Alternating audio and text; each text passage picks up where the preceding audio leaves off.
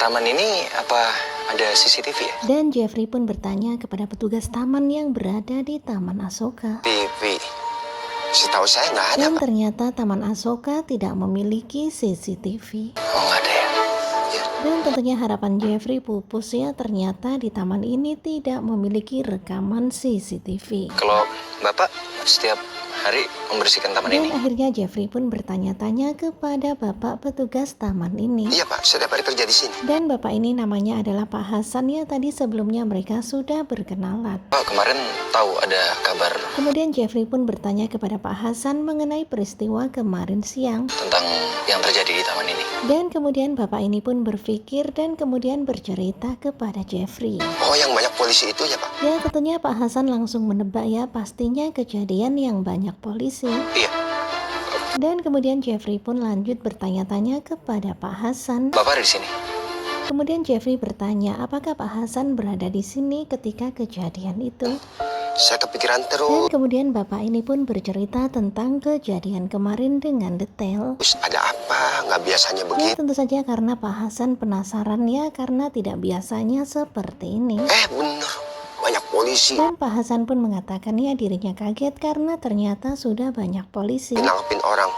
Ya udah, Di saya sini terlihat ya bapak ini bercerita dengan jujur dan apa adanya. nggak berani mendekat. Takut ke bawah-bawah. Dan di sini terlihat ya Jeffrey dengan serius mendengarkan cerita Pak Hasan. Polisi udah pada pergi.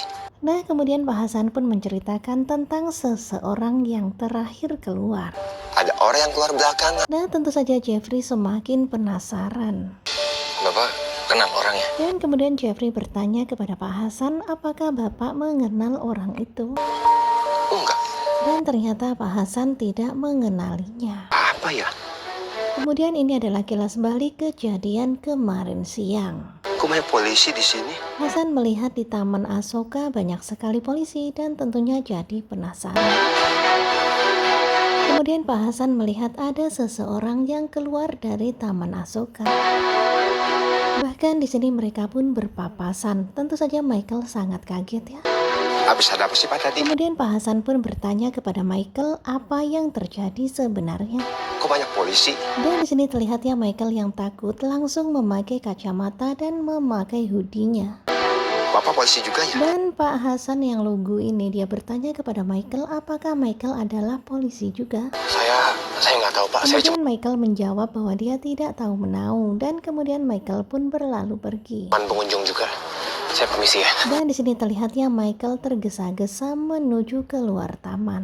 Pas saya samperin dia, Ya tentu saja Pak Hasan jadi merasa heran ya dengan orang yang terakhir keluar itu. saya mau tanya, Dan di sini terlihat ya Jeffrey dengan serius menyimak apa yang dikatakan oleh Pak Hasan. dia buru-buru pakai kacamata. Dan tentunya Jeffrey jadi curiga ya, jangan-jangan memang orang itu adalah pelakunya. Sama maskernya, Pak.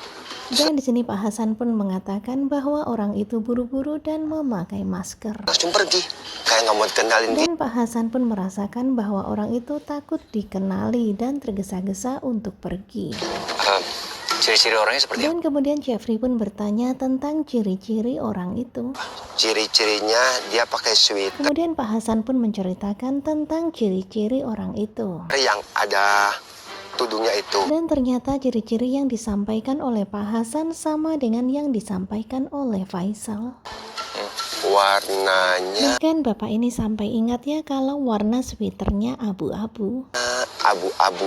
Dan tentu saja walaupun informasi ini samar tetapi ini sangat bermanfaat bagi Jeffrey. Tapi kalau wajahnya saya nggak begitu. Ya walaupun sayangnya Pak Hasan tidak bisa mengenali orang itu karena dia memakai kacamata dan juga masker. Jelas karena dia pakai kacamata. Namun setidaknya kini Jeffrey memiliki gambaran tentang pelaku yang sebenarnya. Sama masker, Pak. Dan di sini terlihat ya Jeffrey pun mulai berpikir keras ya siapakah orang itu sebenarnya. Apa laki-laki itu?